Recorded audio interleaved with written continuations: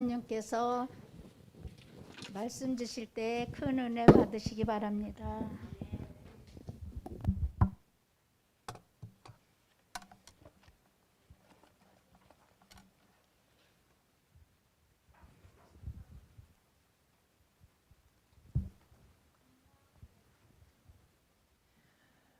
참 좋은 안식일입니다.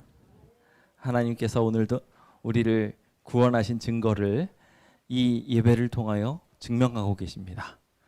세파가 아무리 힘들어도 주님을 향할 수 있다는 것, 저는 그것이 이미 구원의 조건을 이룬 분명한 지표라 생각이 됩니다. 주님께서 안식일, 주님의 백성을 찾으실 때 어디에 있든 무엇을 하든 하나님을 향하여 고개 돌린 모든 이들에게 하나님이 복 주십니다. 부디 하나도 잃어버린 바 된 바 없이 다 구원하실 우리의 하나님께 온전히 집중하게 되시는 귀한 예배 시간 되시길 예수님의 이름으로 축원드립니다. 저는 가라지의 비유에 대하여 종종 오해하시는 분들을 봅니다. 하나님은 왜 가라지를 내버려 두실까라고 말입니다. 추수가 이루어지고 있을 때 가라지가 주변에 뿌려져 있으면 어떻게 되나요? 당연히 잘 아는 것처럼 곡식이 잘 여물지 못하게 됩니다. 가라지가 옆에 있음으로 인해서 그 가라지를 용납하시면 그것으로 인해서 자연스럽게 곡식도 덜 여물게 될 수밖에 없어요. 그러다 보니까 우리는 우리의 신앙이 흔들리고 무너질 때마다 왜 저 가라지를 남겨두셔서 나를 이렇게 힘겹게 하실까라고 생각하며 가라지의 비유 속의 가라지들이 조금 알고 뽑혀 나가더라도 떨어져 나갔으면 하는 마음이 가끔 들 때가 있습니다. 근데 말입니다. 그 떨어져 나갈 알곡이 나라고는 생각 안 해봤습니까? 내가 저 가라지가 거슬린다는 거는요, 저 가라지를 통해서 내 품성이 변화될 필요가 있다는 거예요. 누군가가 내 눈에 거슬리고 있어요. 그러면 하늘나라에 갈 준비가 아직 덜 된 겁니다. 예수님은요, 원수까지도 사랑하셨거든요. 제대로 하늘나라 갈 준비가 된 사람은요, 가라지들을 통해서 오히려 자신의 인성을 보호받습니다. 주님께서는 우리를 위해 가라지를 주셨어요. 사실 용납하신 이유가 우리 때문입니다. 만약에 저 가라지가 뽑혀져 나가면 당장은 우리의 알터니가 뽑혀 나간 것 같아서 시원할지 모르겠습니다만은 정작 가라지가 뽑혀 나가고 난 뒤에 호랑이가 없는 굴에 누가 왕이다? 여우가 왕이다. 네, 그 다음에는 그 갑질을 누가 하고 있냐면 그 여우가 하고 있어요. 그래서 그 다음 사람이 알곡으로 있을 수 있었을 텐데 오히려 알곡으로 있지 못하고 떨어져 버리는 거예요. 주님께서는 그렇게 될까 봐 주님의 알곡을 하나라도 더 지키시려고 가라지를 용납하십니다. 오늘 주님의 깊은 이야기들 속으로 함께 들어가 보고자 합니다. 열매 맺을 준비 되었는가? 라는 주제를 가지고 지난 시간에 이어서 결실하는 신앙인의 점검 목록 두 번째, 결실에 대해서 함께 생각해 보려고 합니다. 주님께서는 주님의 백성들이 열매 맺기를 바라고 계십니다. 그런데 그 열매는 우리의 의무라기보다는 하나님의 바람입니다. 하나님께서는요, 그렇게 복을 주고 싶으신 것이지 우리한테 의무를 부과하시려는 게 아닙니다. 주님은 우리가 다 열매 맺어서 결과인 저 하늘나라에 가게 되기를 바라십니다. 그 일을 믿으십니까? 아멘. 주님은 단 한 명의 악인이라 할지라도 멸망당하는 거 바라지 않으십니다. 오늘 주님이 열매 맺게 하시려고, 구원받게 하시려고 오늘 이 자리에 계신 분들을 부르셨다는 것을 꼭 믿게 되시길 예수님의 이름으로 축원드립니다. 함께 요한복음 15장 2절에 있는 말씀 읽어보겠습니다. 읽어볼까요? 시작. 무릇 내게 붙어 있어 열매를 맺지 아니하는 가지는 아버지께서 그것을 제거해 버리시고 무릇 열매를 맺는 가지는 더 열매를 맺게 하려 하여 그것을 깨끗하게 하시느니라. 여러분들은 이 성경절을 어떻게 읽으십니까?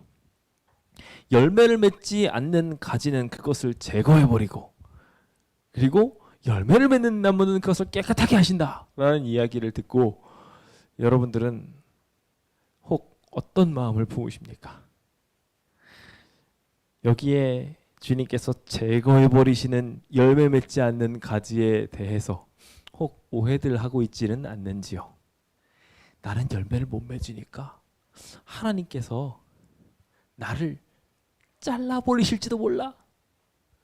무슨 구조조정 당하는 것도 아니고 하늘나라에 자리가 없어가지고 잘리는 건가요? 저는 그렇지 않다고 생각합니다. 여기 보면은요, 열매를 맺지 않는 가지와 열매를 맺는 가지가 있는데요. 여기 보시면은 그 뒤에 더 열매를 맺게 하려 하여라고 되어 있습니다. 그러니까 한마디로 무슨 말이냐면요, 열매를 맺기 위한 가능성만 보이면요 두시는 거예요. 이해되십니까? 자, 생각을 해보세요. 아주 이론적으로 생각을 해봅시다. 당연하게 생각을 해봅시다. 열매가 이미 맺혀져 있으면 옆에 있는 거 자른다고 해가지고요, 물론 그 양분이 열매로 좀 더 가니까 이득을 얻게 되지만 더 열매를 맺게 되나요? 이미 열매는 맺혀져 있어요. 그렇죠? 그러니까 아니에요. 열매가 더 충실하게 되기 위한 개념이라면 그건 되겠는데, 열매가 하나라도 더 맺게 하려면요, 그때는 이미 늦어요. 열매가 맺히고 나서는 이미 늦어요. 열매의 가능성이 보이면 이미 자르시는 거예요. 이게 무슨 얘기냐면요, 열매를 위한 하나님의 열정과 열매를 향한 하나님의 우리의 관심과 사랑을 말하는 거예요. 우리가 조금이라도 더 좋은 환경에서 잘 자라게 하시려고 주님께서는 깨끗하게 하신다고 말하고 계셔요. 그러니까 주님은요, 못하는 가지 보고서 너는 두고 봐 이러면서 치시는 그런 스타일이라기보다는 하나님께서 우리 열매 맺는 가지들을 보고 주변에 방해되는 요소들을 하나라도 제거하셔서 그것을 깨끗하게 만들어 햇볕도 잘 받고 좀 더 깨끗한 환경에서 조금이라도 더 많은 열매를 맺을 수 있도록 하나님께서 복을 주시고 계시다는 것입니다. 오늘 이 자리에 계신 모든 분들이 주님께 연결된 가지라는 거 믿으십니까? 연결된 가지는 열매를 맺을 수 있다고 또한 믿으십니까? 연결되지 않은 나무 가지는 방법이 없어요. 그렇죠? 그건 열매를 맺을 수 없는 나무예요. 그것은 제거해버려야 돼요. 그렇죠? 그러니까 지금 여기에서 중요한 거는요, 그리스도께 연결이 됐느냐 안 됐느냐예요. 그렇지 않습니까? 주님께 연결이 됐으면 주님은 충실한 나무시라 우리에게 열매를 맺도록 도우실 것입니다. 그런데 주님께 연결되지 않으면, 요한계시록 15장의 내용 자체가 그거예요. 주님께 연결되지 않으면 열매를 못 맺는다는 얘기예요. 그러니까 그 가지가 어떤 방향으로 어떻게 있느냐가 더 중요한 것인지요. 그러니까 주님께 맺혀 있는 우리 모두가 두려워 떨 필요는 없습니다. 가라지에 비해서도 마찬가지예요. 가라지를 주님께서 대하시는 자세와 알곡을 대하시는 자세가 왜 그렇게 이루어지는지에 대해서 오해를 푸실 필요가 있습니다. 주님께서는 우리 백성들을 지키기 위해서 오늘 가라지를 용납하고 계신 것입니다. 주님께서는 친히 그 가라지들을 심판하시겠다는 분명한 약속을 주셨습니다. 주님께 연결되어 있지 않은 나뭇가지들이 제거될 것에 대해서도 분명히 약속하고 계십니다. 그러니 두려워하지 마시고 우리가 주님께 연결되었다라는 것으로 주님을 믿는 일을 포기하지 않게 되시길 예수님의 이름으로 축원드립니다. 그럼 주님이 이 백성들을 바라고 바라서 어떻게 열매를 맺게 하고자 하시는지 함께 바라볼까요? 우리는 지난 시간 마태복음 13장의 해변의 설교를 공부했었습니다. 그렇죠? 산상수훈에 이어서 이제 해변의 설교가 이어지고 있는 중에 해변의 설교에서 중요한 특징이 하나 있었다고 했어요. 뭐냐면 그때부터는 비유로 갑자기 말씀하기 시작했다는 거예요. 그렇죠? 그래서 그때 각 성과 나라에게 가르쳤던 모든 이들이 수많은 사람들이 모여들게 되자 그것으로 인해서 비유로 말씀하기 시작하셨습니다. 그 비유의 두 번째가 바로 이 가라지의 비유라고 생각하시면 되겠습니다. 주님께서 이 가라지의 비유를 우리한테 주신 커다란 이유는 주님께서 우리를 구원하사 열매 맺게 기다리고 계시다는 것을 분명하게 보여주시려고 하신 비유입니다.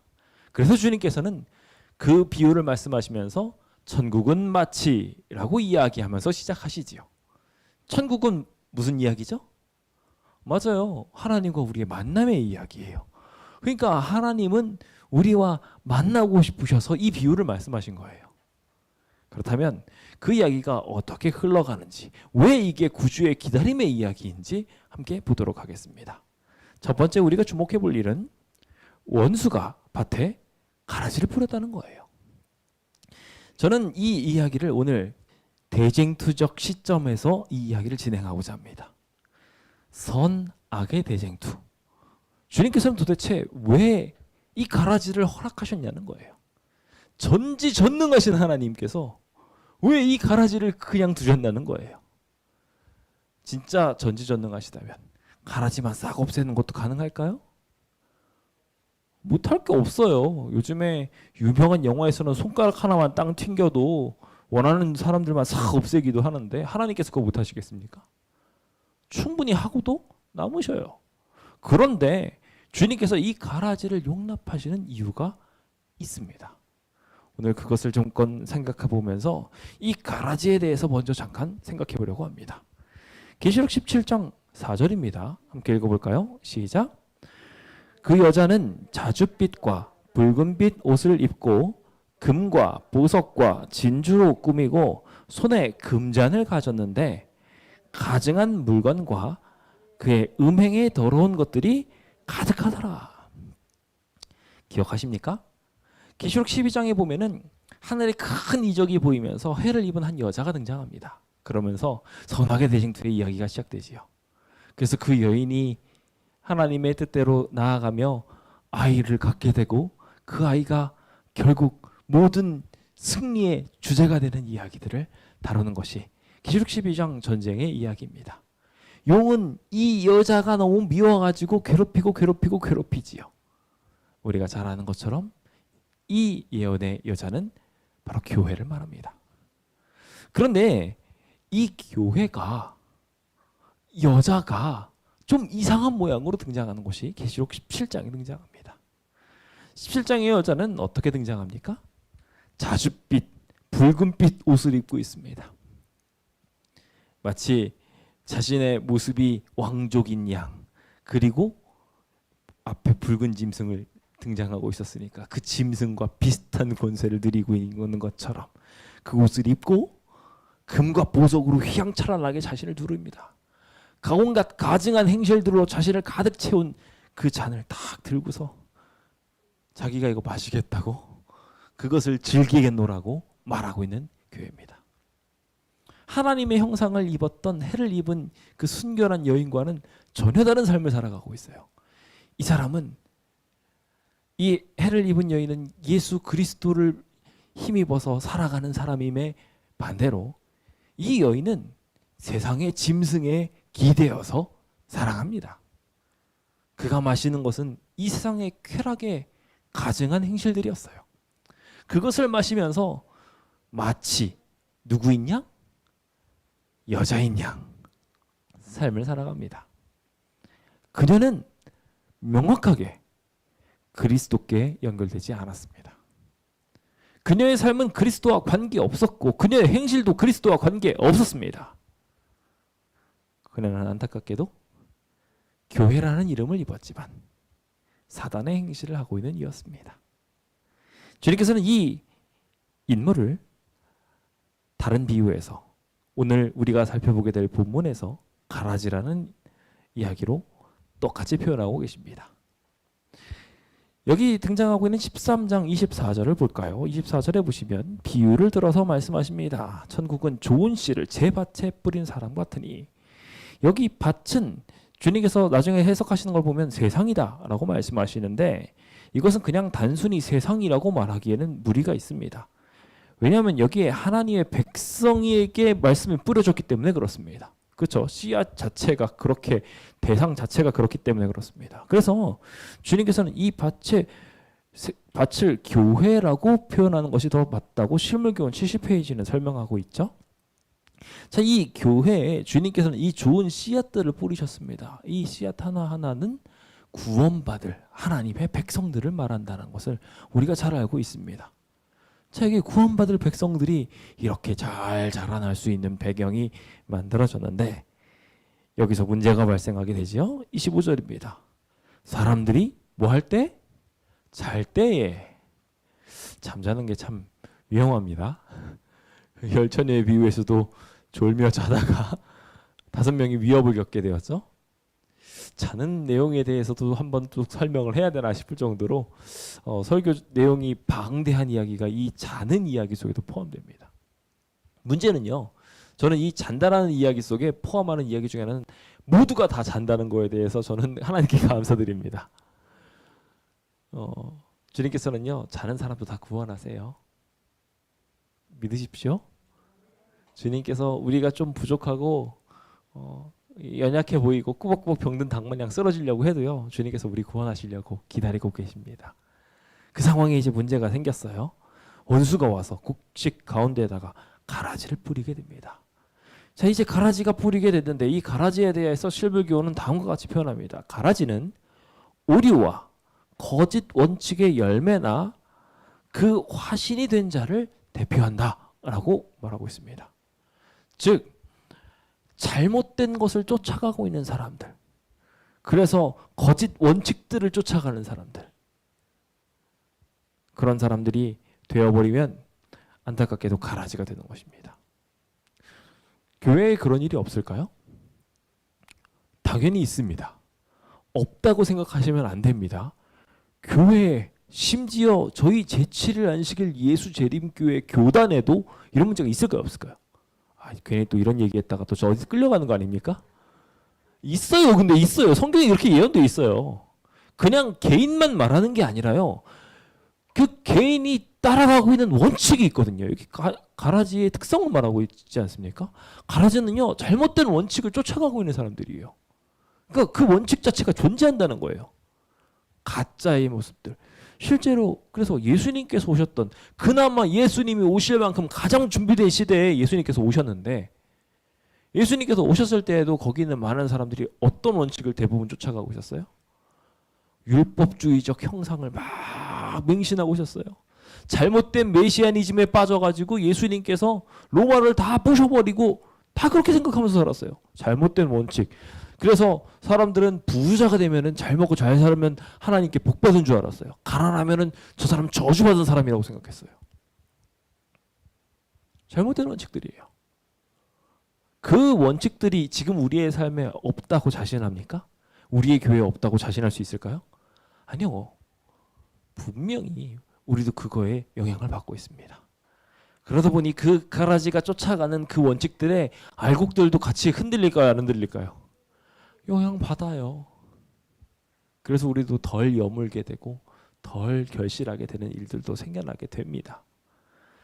그런데 감사하시기 바랍니다. 주님께서는요, 이 가라지가 있음에도 불구하고 여러분들을 지키실 것입니다. 한 사람도 빠짐없이 구원받을 만한 모든 알곡들은 다 거두실 것입니다. 그 구원의 하나님을 믿게 되시길 예수님의 이름으로 축원드립니다. 자, 두 번째입니다. 주님께서 어떤 분이신지에 대해서 이해할 필요가 있습니다. 가라지가 어떤 건지는 알았어요. 가라지가 곰곰이 보니까 사단이 우리에게 주고 있는 방향대로 쫓아가는 게 결국 가라지의 삶이었어요. 그렇다면 결과적으로 선의 편에 가장 확실한 존재는 누가 될까요?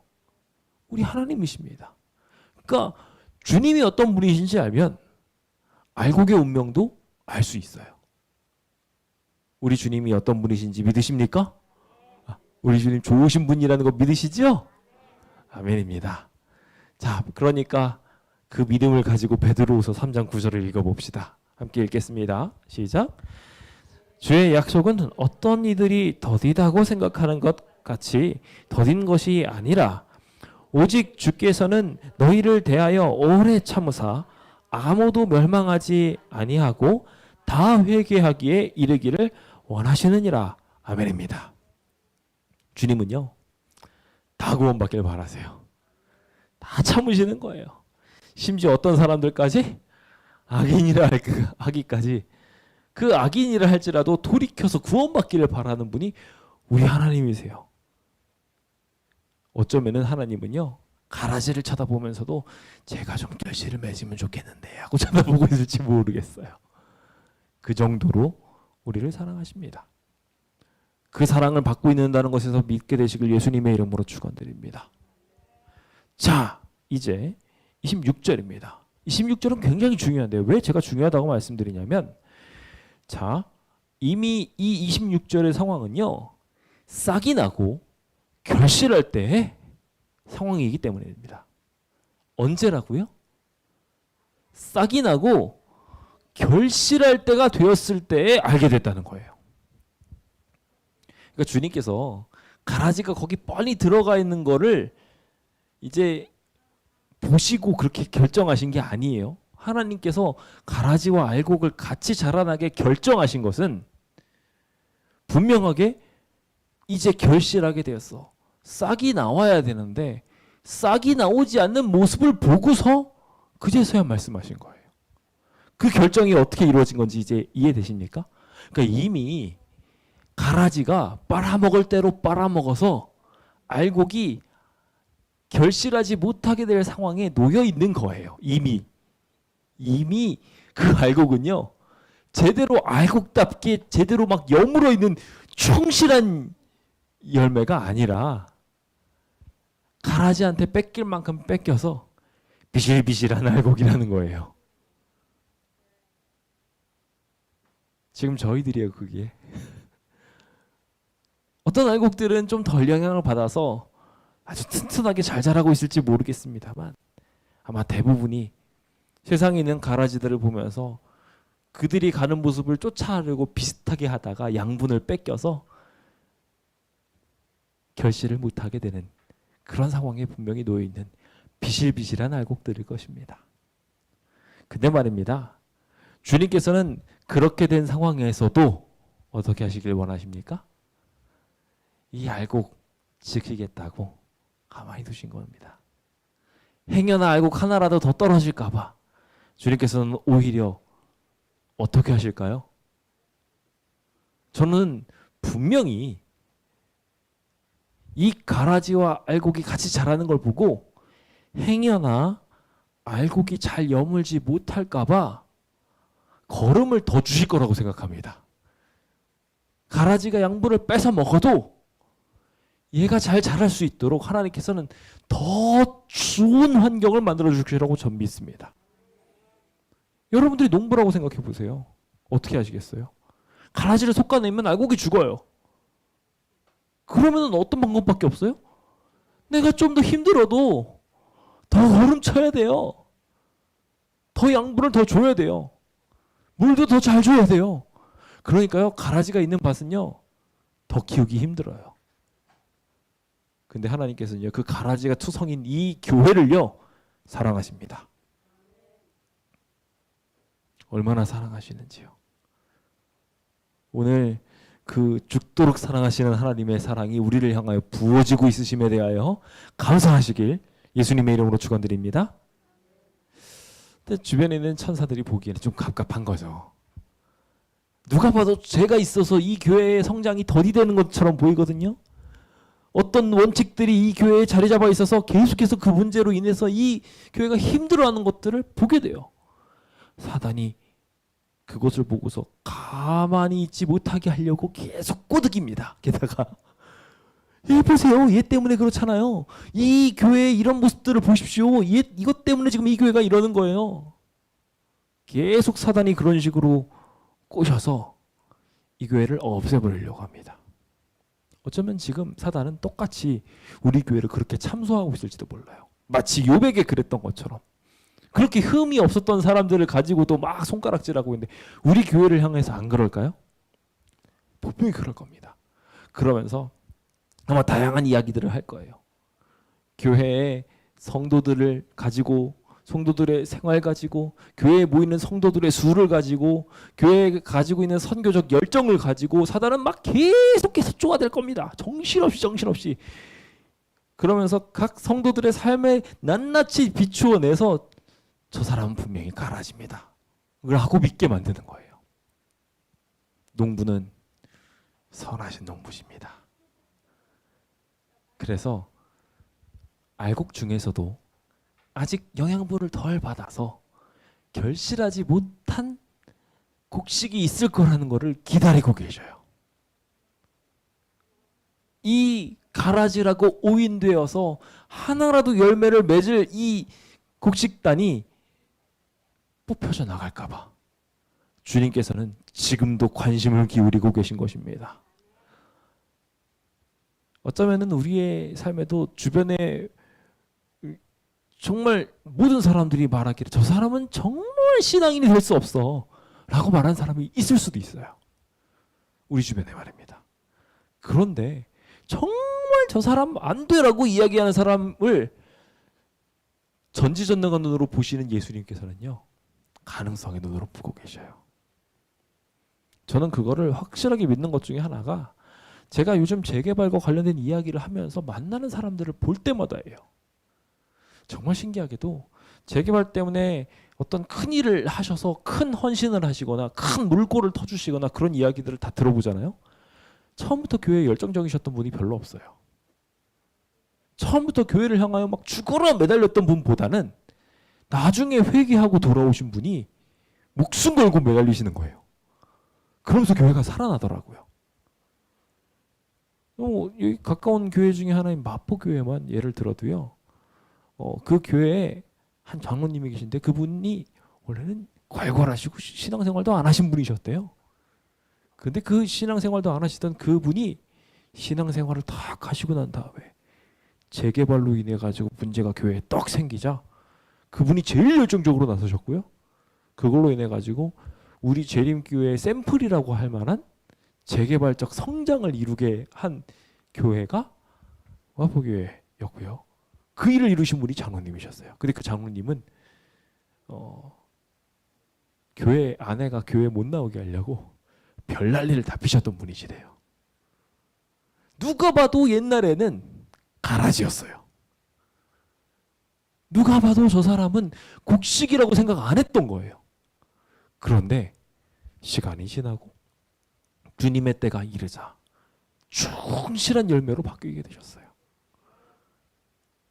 지금도 제가 정확하게는 모릅니다만 저도 그냥 정보로만 들은 얘기라, 근데 그 장로님이 지금은 안 살아 계신 것으로 알고 있어요. 정확하시게는 모르겠습니다. 그런데 그분의 여파가 여전히 남아 있어서 그 교회 하면 그 장로님이 떠오르는 그런 일들이 있을 정도로 아주 지대한 영향력을 교회에다가 남기셨다고 합니다. 오늘 우리도 동일한 역사를 성경 속에서 봅니다. 바울은 누가 봐도 가라지였어요. 그런데 성경의 절반 이상을 쓴 사람이 됐습니다. 오늘 우리라고 해가지고 다를 것 같으십니까? 전 아니라고 생각해요.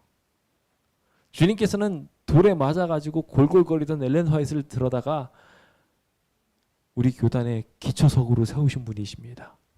내가 몸이 아무리 약해도 나이가 아무리 많아도 상관이 없어요. 주님의 눈에서는. 주님에게는 여전히 아직 가능성이 있는 곡식단 중에 하나인 것입니다. 그래서 그를 아직 뽑아내지 않으셔요. 그러니까 우리는 그 하나님의 기대하심을 생각하면서 어떻게 해야 됩니까? 열매 맺을 수 있도록 노력해야 돼요. 지금도 주님은 그 결실을 기다리고 계시면서 주의 천사들이 보면서 사단이 말하면서 우리를 이거 어떻게 해야 되는 거 아닙니까? 좋은 씨를 분명히 뿌렸는데 왜 이렇게 됐습니까? 라고 이야기할 때 우리의 성정을 잘 하시는 하나님께서 오래 참으시고 기다리시고 결국 열매 맺을 거라고 힘주시고 계시다라는 것을 오늘 우리가 큰 위로로 믿게 되시길 예수님의 이름으로 축원드립니다. 그런 의미에서 함께 좀 읽어볼까요? 녹색 글씨입니다. 가만두라부터 읽을까요? 가만두라. 시작. 가만두라. 가라지를 뽑다가 곡식까지 뽑을까 염려하노라. 아멘. 주님이 오늘 우리를 기대하고 계십니다.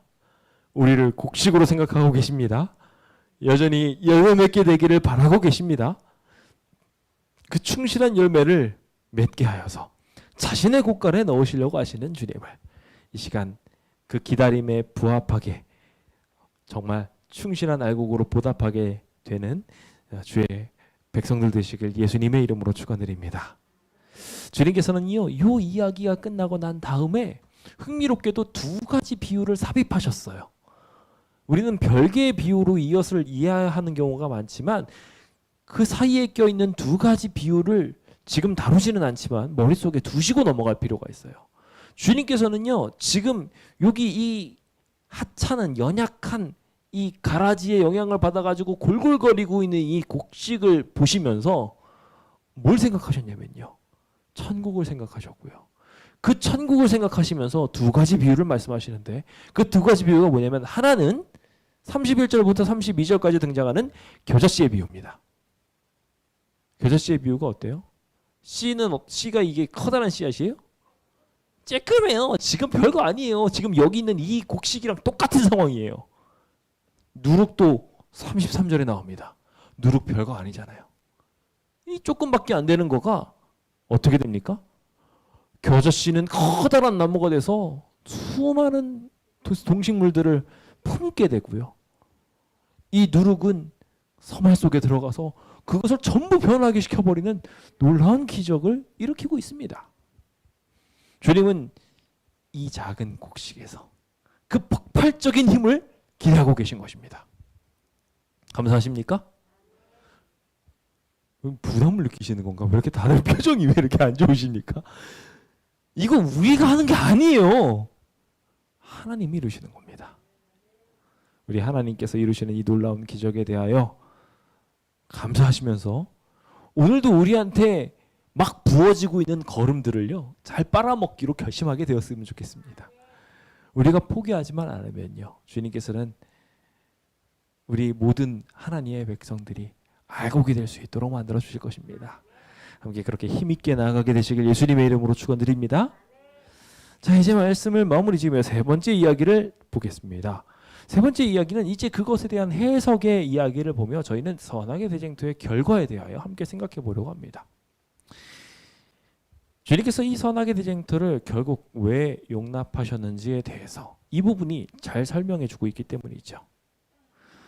그 결과가 어떠할지 먼저 확인하고 오늘 말씀으로 들어갈까요? 요한복음 5장 29절입니다. 함께 읽어보겠습니다. 시작. 선한 일을 행한 자는 생명의 부활로, 악한 일을 행한 자는 심판의 부활로 나오리라. 주님께서는 분명히 선한 일을 행한 모든 알곡들은 다 생명의 부활로 부활시켜 주실 것이라고 믿습니다. 주님을 믿은 모든 믿음에게 하나님께서 구원을 베푸실 것입니다. 그 참된 믿음의 열매에도 하나님께서 역사하실 것입니다. 그 기적이 우리에게 꼭 일어날 것을 믿게 되시길 간절히 바랍니다. 동시에 악한 일을 행한 모든 이들은 심판받을 것입니다. 그것에 대해서 우리가 분명하게 기억해야 합니다. 가라지는, 그리고 아까 포도나무의 열매의 결실을 맡고 있었던 그 떨어져 나가버린 그 거짓 가지들은 다 잘려서 사라지게 될 것입니다. 오늘 그것에 대하여 분명하게 확인하게 되시길 바랍니다. 자, 이제 36절입니다. 이제 비유로 이야기하시는 이야기 속에서 그들이 완전하게 이해를 하지 못한 채 제자들이 집으로 돌아와서 질문을 합니다. 마태복음에는 흥미롭게도요, 다른 책에서는 이제 제자들이 와가지고 물어보는 이야기가 등장하면서 뭘 이야기하냐면, 우리 길가에 뿌려진 나무, 씨앗, 그리고 돌밭이나 가시덤불에 그 좋은 밭에 떨어졌던 그걸 이제 물어보는 것처럼 대부분이 묘사하고 있는데, 여기 마태복음에만요 이 가라지에 대한 이야기가 나옵니다. 어디에만 나온다고요? 마태복음에만 가라지의 비유가 등장을 합니다. 그리고 이 마태복음에만요 지금 이 가라지에 대해서 질문한 이야기가 등장해요. 자, 여기서 우리가 흥미롭게 생각해 볼 얘기가 있어요. 자, 여기 앞에 다른 이들은요, 이 이야기에 관심을 갖지 않았는데 마태는 이 이야기에 관심을 가졌어요. 그러니까 이 질문한 사람은 누굴까요? 저는 마태일 거라고 유추해 봅니다. 가라지의 비유는 도대체 뭐예요? 하면서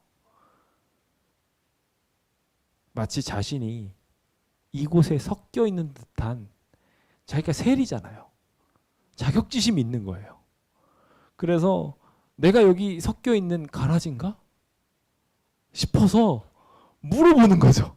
주님, 이 가라지의 비유 도대체 뭔가요?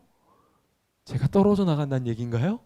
라고 받아들일 수도 있었을 거예요. 지금 우리랑 비슷해요. 그렇죠? 우리도 내가 떨어져 나가는 거 아니야? 내가 가라지 아니야? 하면서 걱정하고 있었는데, 그래서 질문했어요. 그래서 마태복음에 이 내용이 나옵니다. 자, 근데 이 마태복음의 이 질문의 이야기를 상세하게 기억하고 있는 마태가 이 내용을 어떻게 기록했는지에 대해서 이야기하는데, 그것에 대해서 영감의 말씀은 해석하면서 이 교훈은요, 하나님께서 사람만이 아니에요, 사람과 천사들을 취급하시는 방법에 대해서 설명하고 있다고 말하고 있어요. 그러면서 최초의 죄의 시작인 기만자 사단의 이야기를 끌어옵니다. 주님께서는요, 모든 존재들을 이렇게 기다려 오셨던 거예요.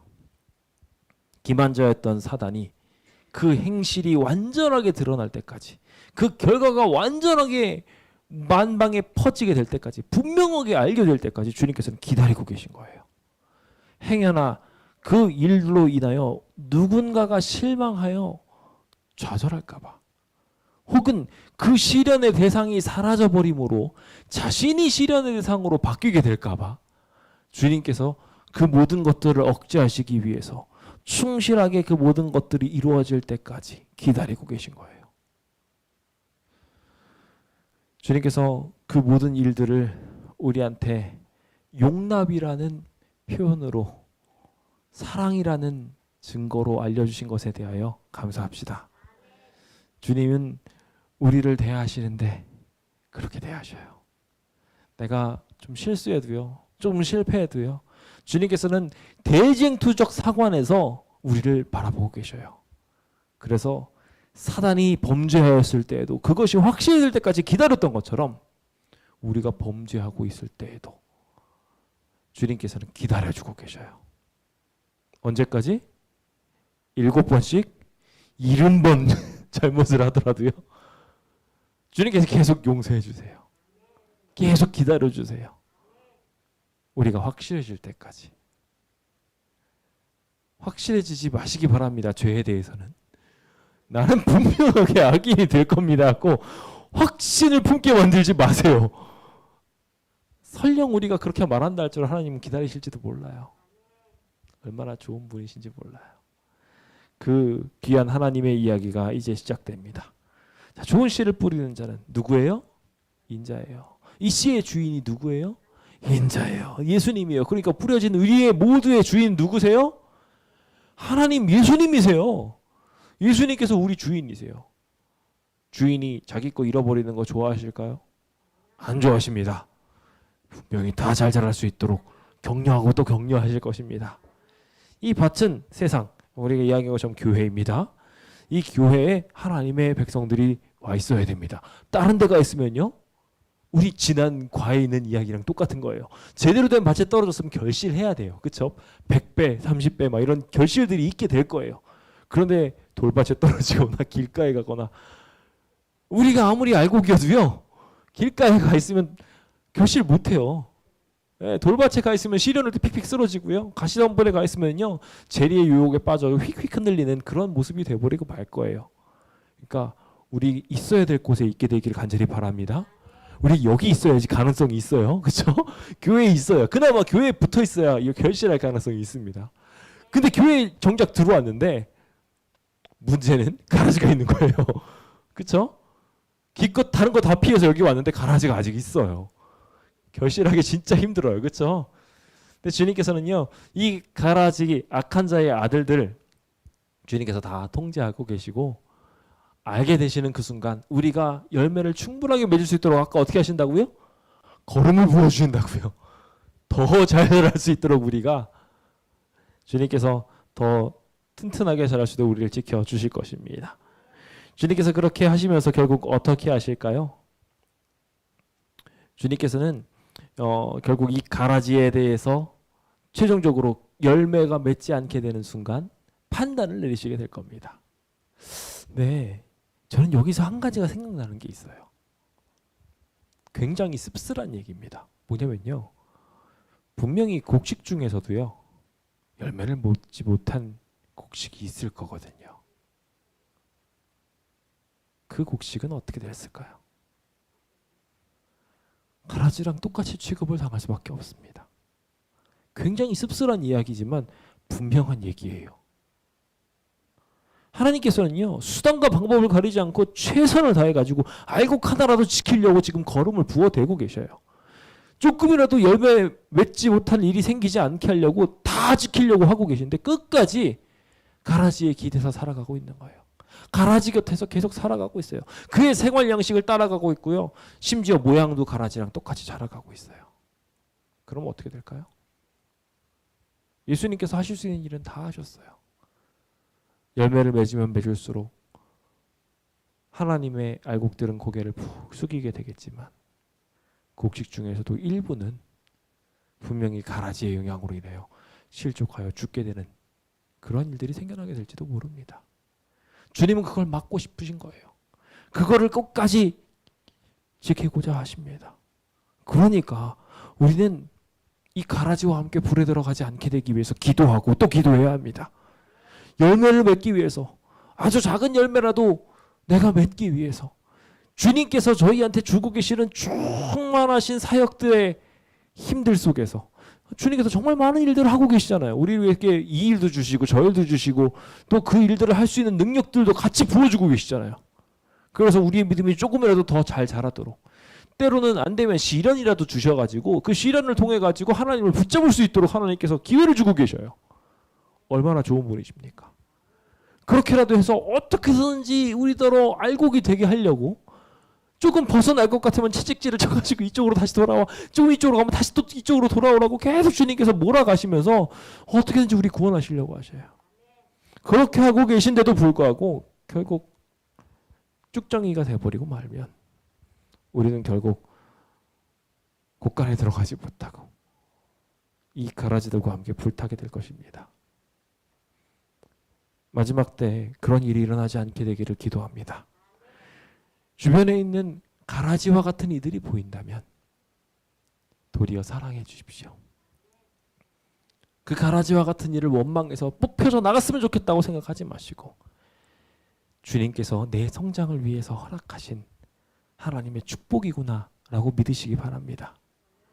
그렇게 하면서 하나님께서 지금 나한테 바라시는 것은 뭐다? 열매 맺는 거다.